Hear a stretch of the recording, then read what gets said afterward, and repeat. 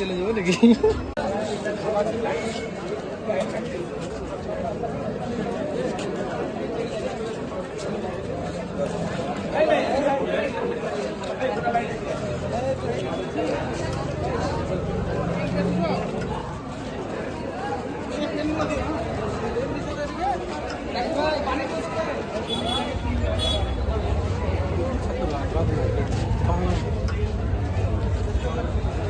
বোতল দেওয়া হলো, কি বলবেন? আমাদের দেশ গণতান্ত্রিক দেশ, ভারতবর্ষ সবচেয়ে বড় গণতান্ত্রিক দেশ, is the largest Democratic country in the world.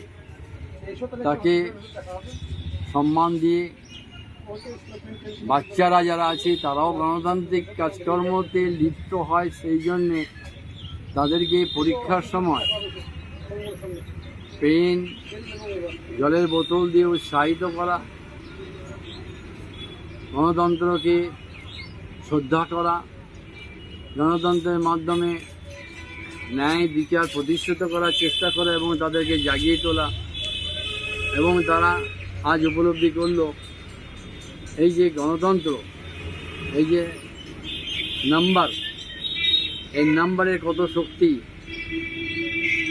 এবং জানলো we have to be united and we have to fight unitedly.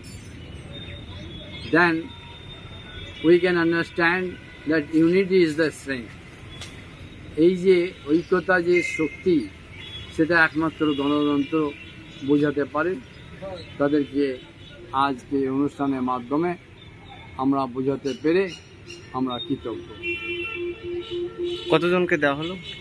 300 জন ছাত্রছাত্রী স্বতঃস্ফূর্তভাবে শৃঙ্খলার সঙ্গে লাইন দিয়ে একে একে করে তারা আমাদেরকে সহযোগিতা করে বিশৃঙ্খলা কথাটার অনুপস্থিতি সৃষ্টি করল।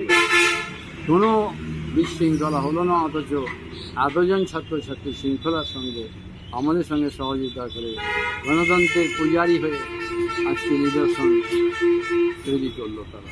সেই জন্য তাদেরকে ধন্যবাদ, যারা আয়োজন করলো তাদেরকে ধন্যবাদ। কি নাম আপনার? গোলাম হোসেন।